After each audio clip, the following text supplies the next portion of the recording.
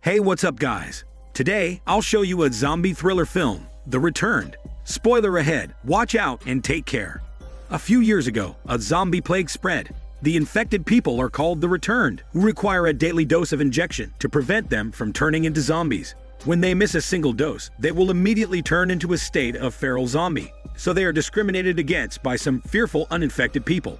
The movie begins with a couple, a doctor named Kate, showing her husband Alex an image of her dream house. Then, Alex reminds her about having his best friend come over, whom he will disclose about his being returned. The following day, Kate drives to work and passes by some protesters outside the hospital. As she arrives, she heads directly to the returned unit to check up on the patients. Then, she happily tells the infected boy a secret that he will already be discharged. After that, Kate talks with the infected boy's parents and explains that as a returned, he has to be injected daily for the rest of his life. The mother is upset about his son's fate, knowing that missing just one dose can turn him into a zombie. Kate tries to calm her by saying that being a returned is not a curse, but privilege. However, the mother is still upset, and the father asks the truth about the lack of stocks of injections. Kate lies about it, telling him that it is just a rumor. Meanwhile, Alex drives home after working as a music teacher. As he sees some graffiti saying "Death to the Returned," it saddens him. Kate also ends her shift. As she passes by the lobby, she sees the protesters are still outside. She walks straight to the hospital pharmacy and waits until the doctors get out to do her under-the-table transaction. Moments later, she illicitly hands the money to the pharmacist in exchange for some supplies of doses for her husband Alex. After that, Kate arrives home, where Alex is preparing their food for dinner. She tells him she got more doses and stores them in the freezer. Moments later, they are having dinner with Alex's friend Jacob and his wife. Jacob's wife tells them about her book, which is related to the situation of a returned person. This somehow worries them. But then, Alex starts to unfold what happened 6 years ago when he got bitten by an infected guitar seller after he tried to help him, as he thought that the man was having a seizure. While telling the story, Kate is feeling uneasy about how they might react. After hearing about Jacob's experience and that he is a returned, Jacob and his wife seem worried and unsettled. The following day, Alex goes to the military clinic for the returned to get some doses of injection. When he gets back in his car, some young boys suddenly shoot his car. He quickly chases them, and as he catches one of them, the boy fearfully tells him that it's because they want to be normal. Alex lets him go, since he knows that discrimination against the returned people is rampant. Meanwhile, Kate is talking at the fundraising conference about the zombie plague and the possible cure for the infected people or the returned. She urges them to fund the research for a synthetic injection. Suddenly, someone interrupts her, saying that the returned are like time bombs and they should isolate them in another community. It upsets her, so she differs and argues for a need to continue researching for a cure. After that, the hospital chief is satisfied with her counter-argument and encourages her. Meanwhile, Alex arrives home from the clinic and sees Kate's note that she has a night shift, so he puts the doses of the injection in the refrigerator and injects one into his leg. In the hospital, the nurse enters Kate's office. Seconds later, they hear someone knock. As Kate opens the door, the armed men enter, holding the guard they shot. The man points the gun at them, while the other man takes Kate's ID and leaves.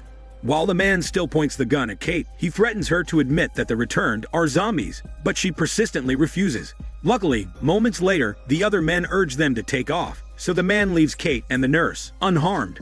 Right after that, Kate and the nurse head to the returned unit. Unfortunately, all their patients were shot dead. The police tell them that they will investigate and look for the culprit. Kate goes home disheartened. She then sits down and cries beside her husband, who wakes up immediately and comforts her with his muscles. The following day, Kate and Alex watch the news, where the hosts are talking about what happened in the hospital and the experience of the returned. The host talks about the infamous returned, who stopped taking his daily dose and attacked 5 people, saying that after 24 hours of no treatment, they must all be killed. Kate gets infuriated. After that, Kate goes to the hospital. She convinces the hospital chief to allow her to have a 1-month break. The chief tries to reject her because she is the best doctor they need. But later, he grants her request, as long as she will still do the fundraising conferences. The following day, while Kate and Alex are enjoying their company on the bed, Kate receives a message from the pharmacist, where she secretly gets their doses. Later, before Kate leaves the building, a man asks her for direction, and after responding to him, she leaves.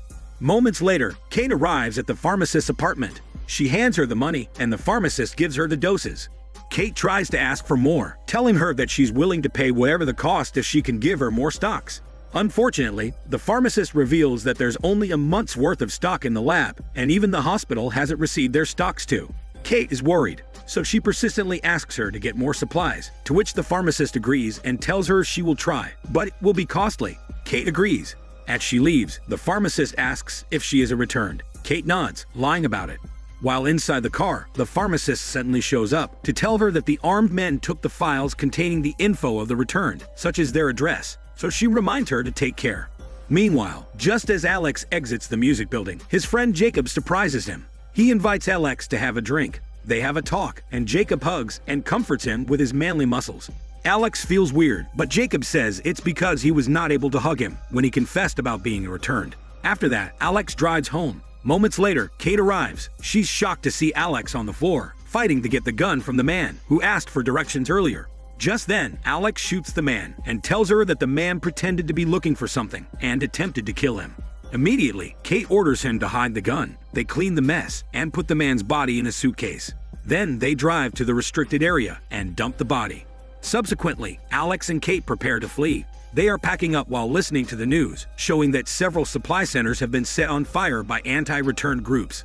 Suddenly, Jacob and his wife come, and Alex tells them that they will stay in the motel for their safety. As protesters are becoming more violent, Jacob and his wife try to offer their house for them to stay, but Alex refuses. That night, Alex and Kate stay in the motel. The following day, while Alex and Kate are eating in a restaurant, Jacob and his wife come. They inform them about the worsening situation for the returned, in which the government or the military is implementing a stricter rule by setting up quarantine camps. With that, Jacob and his wife are able to convince them to stay in their house. Later that day, they arrive at Jacob's place, and they hang out together until the evening. In the morning, as Jacob reads the newspaper, he finds bad news and immediately informs Alex. It says that the military will forcefully raid houses, which worries and upsets them. Alex then argues that they need the gun for self-defense, but Kate disagrees. Later on, Alex and Kate go to their apartment to get the gun. Suddenly, as Kate opens the door, she's surprised by the two detectives. They present their search warrant as they are tracing the returned, and Alex is one of them. Kate feels anxious. She then deceives them and declares that Alex has not been around for some weeks. As the detectives enter their apartment, Kate is perturbed that they will find him, so she nervously accompanies them inside, while Alex hides in a closet. Then, to divert one of the detectives' attention from the closet, she immediately exclaims that she shot her infected husband. She knows that killing the returned people has been reasonable in the name of one's safety. The detectives believe her, but they ask her to show them the body. Then, she accompanies them to the restricted place, where they dump the man killed by Alex. In the restricted area, they find the body. Although it's human identifiable, they confirm that it is a male with a shot in the head, which matches her alibi, so they let her go home.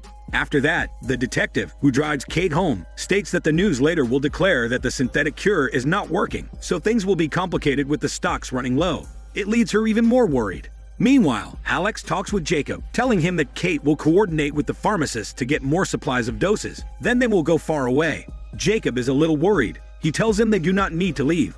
Alex appreciates him for being concerned. Jacob and his wife watch the news later and are a little bothered as it tells that there are not enough supplies, and the laboratory and the government are still looking for a solution. In the morning, Kay is about to leave, but her car key is missing. Surprisingly, Jacob is already having his coffee and tells her that he finds the key on the sofa. Before she leaves, Jacob compliments her for being calm despite the situation. Moments later, Kate arrives at the pharmacist's apartment, which is surprisingly unlocked. So she enters and calls her name, but no one's responding. As she's about to open the fridge, she shockingly finds the pharmacist lying on the floor. Then she notices a fake nail from the pharmacist's hand. It gives her an idea of who the culprit is, as she recognizes the nail. She immediately calls Alex and asks to check the injections. Alex checks the bedroom. Surprisingly, the case of doses is gone, but he finds one dose and a note. Apparently, his friend Jacob betrayed them.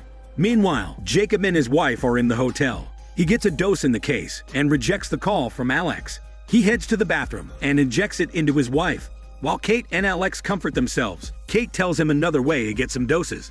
The next morning, Kate leaves to meet the hospital chief. Later, while Alex is anxious, his phone rings. He answers and is extremely frustrated with his friend, but Jacob tells him to listen. Jacob explains that he called him secretly just to apologize and tell him that he needs to steal the doses for the sake of his wife. Alex desperately asks to give him just a few, but Jacob refuses as he values his wife's life and his happiness more than anything. He hangs up, which leaves Alex infuriated. As Kate drives to the hospital, she passes by some protesters, including the infected young boy and his parents. The boy's father catches sight of her, so he immediately follows her. Meanwhile, Alex is in the hardware shop, looking for some stuff he will use to prepare himself once he turns into a zombie. He sets up his music room and chains himself to the wall while waiting for Kate. Kate arrives at the hospital and meets the hospital chief, who's explaining the progress of the ongoing research for the cure. The chief is a little upset that Kate did not tell him about having been involved with the Returned. As Kate plans to ask for injections from the military hospital, the chief feels worried that she will get arrested for it. So he accompanies her to the secret storage, where they store the reserved doses. Subsequently, the hospital chief shows her the last case of doses they kept. Kate gratefully hugs him, and then she leaves. Afterward, she excitedly informed her husband that she successfully got the doses. Alex feels delighted, so Kate tells him that she will come home in a bit. Meanwhile, the infected boy's father awaits her in the parking area, and he overhears their conversation as he hides. So as soon as Kate gets in the car and puts the case in the passenger seat, the boy's father breaks the window, steals the case, and then runs quickly. Kate immediately starts the car and chases him. Shockingly, she runs over him, which causes his death. She checks the case, but all the doses are destroyed. Kate leaves, feeling devastated. After that, Kate embraces and comforts Alex, who has chained himself to the wall. They cherish the moment as Alex gradually feels weak. They are distressed, and with no supplies of doses left, Alex asks Kate to promise to shoot him before things get out of hand. Later, Kate stands by the glass window and cries as she remembers her traumatic experience in the past when her mother got infected too. She was also asked to shoot her mother, but she left instead. Alex plays his guitar, and they cry in sorrow, knowing that sooner Alex will turn into a zombie. Just then, Alex suddenly shows some symptoms. He vomits blood. So he picks up the gun and asks Kate to shoot him. She cries as she's reluctant, but after a few seconds, Kate shoots him off screen. Subsequently, Kate leaves that building and walks to get her car, when suddenly, the hospital chief energetically approaches her without knowing her devastation. He hugs her, and after that, he asks if she has heard about the news. Kate is clueless and worried at the same time, so the chief gladly informs her that the researchers and the government have successfully created the synthetic injection. Ironically, the good news breaks her. To her dismay, she falls to her knees and cries, knowing that Alex could have been saved. Meanwhile, Jacob looks at the sky as his wife embraces him. He does not seem happy despite the news. A few months later, it shows a pregnant Kate who has moved into the dream house where she would have lived with her husband. The final scene implies that she has been preparing to get revenge and assassinate the traitor couple, Jacob and his wife. This is Daniel CC Movie Channel. Stay safe and enjoy your day.